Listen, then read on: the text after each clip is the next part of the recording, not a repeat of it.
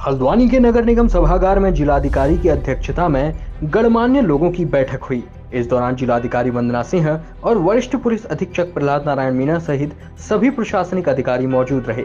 साथ ही शहर के सभी सामाजिक संगठन और धार्मिक संगठनों के प्रतिनिधि भी मौजूद रहे और पिछले दिनों हुई बनभूलपुरा हिंसा के बाद शहर के हालात सामान्य करने व शांति व्यवस्था बनाए रखने को लेकर सभी लोगों ने प्रशासन का साथ दिया। साथ ही भविष्य में इस तरह की घटना की पुनरावृत्ति ना हो, इसके लिए जिला प्रशासन को अपने अपने स्तर पर सुझाव भी दिए गए।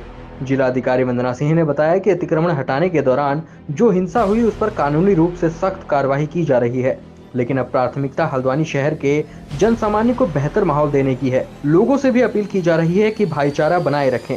वहीं बैठक में पहुंचे गणमान्य लोगों ने प्रशासन के सहयोग करने की बात कही और हल्द्वानी को दोबारा से इस तरह की घटना ना हो, इसलिए सत्यापन अभियान सहित कई अन्य सुझाव भी दिए। इसके अलावा जिलाधिकारी ने सभी नगर निगम के सफाई कर्मचारियों को बनभूलपुरा क्षेत्र की सफाई करने के निर्देश दिए, जिस पर नगर निगम के कर्मचारियों ने भी हामी भरी। शहर में शांति व्यवस्था क्योंकि बनी हुई है और बनभूलपुरा क्षेत्र से भी अब ज़्यादातर हिस्से से हमने कर्फ्यू पूरी तरह हटा दिया है। सिर्फ रात में थोड़ा सा प्रिकॉशंस हम लोग ले रहे हैं, तो आगे धीरे धीरे माहौल सामान्य होगा, सभी लोग अपने रोजगार वगैरह पर भी लौटेंगे। तो ऐसे में कुछ घटनाएं, कुछ इस तरह के बयान सामने आ रहे थे अलग अलग संगठनों से कि वो किसी एक विशेष वर्ग को जैसे काम नहीं करने देंगे या बायकॉट वगैरह करेंगे, वो चिंताजनक था। उससे शहर का माहौल भविष्य में भी बिगड़ सकता है। तो हमने आज सभी वर्गों के, सभी प्रकार के व्यवसाय करने वाले जो लोग हैं हल्द्वानी शहर के, उनको बुलाया था। सभी से ये अपील करी गई है कि एक वर्ग विशेष को भी टारगेट ना करें और आपस में भी इस प्रकार की कोई भावना ना रखें गुस्से की या दुश्मनी की, जिससे आगे भविष्य में शहर की शांति व्यवस्था कोई खतरा हो। सफाई कर्मचारियों की यूनियन की तरफ से भी एक बयान पिछले दिनों आया था कि वो उस क्षेत्र में सफाई नहीं करेंगे। तो ये मैं उनका गुस्सा समझ सकती हूँ, क्योंकि सफाई कर्मियों को भी काफ़ी चोटें आई थी उस घटना के दौरान। तो हमने उनको भरोसा दिलाया है कि उनकी सुरक्षा की जिम्मेदारी पुलिस प्रशासन की है और ऐसे सिर्फ एक विशेष एरिया को टारगेट करके कोई बायकॉट वगैरह ना करा जाए, जिससे आगे भविष्य में माहौल ना बिगड़े। फिलहाल अगला स्टेप क्या है मैडम?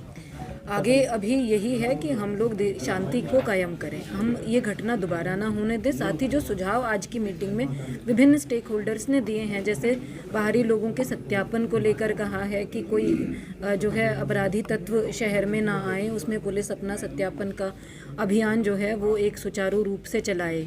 इसके अलावा भी अन्य बहुत सारे सुझाव आए हैं, जैसे एक फीडबैक का मैकेनिज़्म जो है वो होना चाहिए, जिससे कोई घटना की सूचना प्रशासन को जो सिविल सोसाइटी देना चाहती है, पूर्व में जो इन्फॉर्मेशन है उसका कोई सिस्टम बनाया जाए। नगर निगम के कार्मिक हैं, विभिन्न हितधारक हैं, पत्रकार हैं जिनको चोटें लगी हैं, उनको मुआवजे की बातें भी सामने आई हैं। ये हम शासन स्तर पे लगातार ये चीज़ें पहुंचा रहे हैं प्रशासन की तरफ से और विस्तृत प्रस्ताव भी भेज रहे हैं। उसमें जो गवर्नमेंट निर्णय लेगी उसको हम लोग इम्प्लीमेंट करेंगे। अतिक्रमण क्या पूरी तरीके से ध्वस्त कर दिया गया?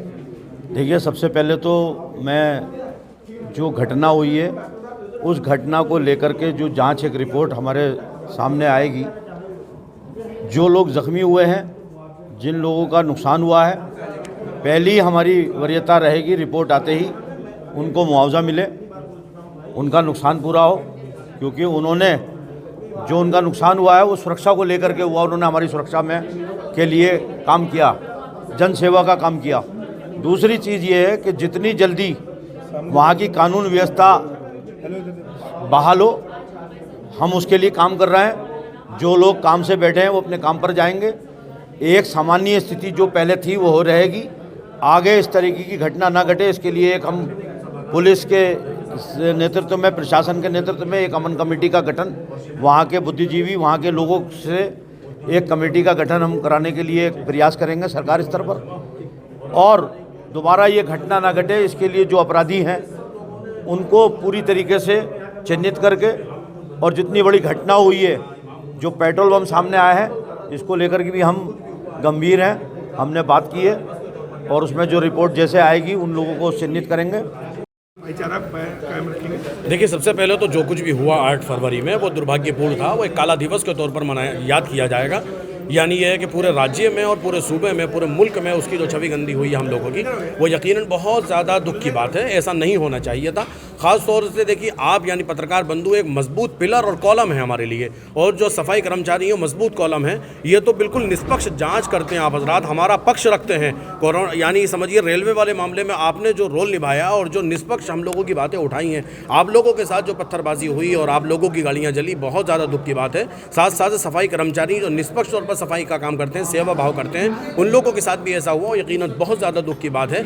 लेकिन हमें लग रहा था ऐसे मौके पे आप हजरात हमें कोऑपरेट नहीं करेंगे और हमारे जो है सफाई कर्मचारी कोऑपरेट नहीं करेंगे। लेकिन आज की इस मीटिंग में आने के बाद हमारा मनोबल बढ़ा और ऐसा लगा कि आप हजरात जो है आपके दिलों में बनभूलपुरा क्षेत्रवासियों के लिए कोई नफरत नहीं है। हाँ अलबत्ता जिन्होंने दंगा किया है, दंगाइयों के लिए यकीनन आपके दिल में नहीं, मेरे दिल में बहुत नफरत है कि उन लोगों को कठोर कार्रवाई की मांग की जा रही है और निष्पक्ष तौर पर जो कार्रवाइयाँ हो रही हैं वो ठीक है। आगे के लिए मैं अपील अपनी जनता से और अपने समाज से ये करता हूँ कि मुकम्मल तौर पर हमें हर उपरोधियों को ध्यान में रखना पड़ेगा और ख़ास तौर से पत्रकार बंधुओं का और सफाई कर्मचारियों का पूरा ख्याल रखना पड़ेगा। हम अपनी जनता से अपील करते हैं जब ये लोग आप फील्ड में आएँ तो फिर मुकम्मल इनका साथ देंगे। आपका नाम? मेरा नाम मौलाना मोहम्मद मुकीम कासमी, इमाम मस्जिद उमर, सदर जमीयत उलमा हिंद, ज़िला नैनीताल।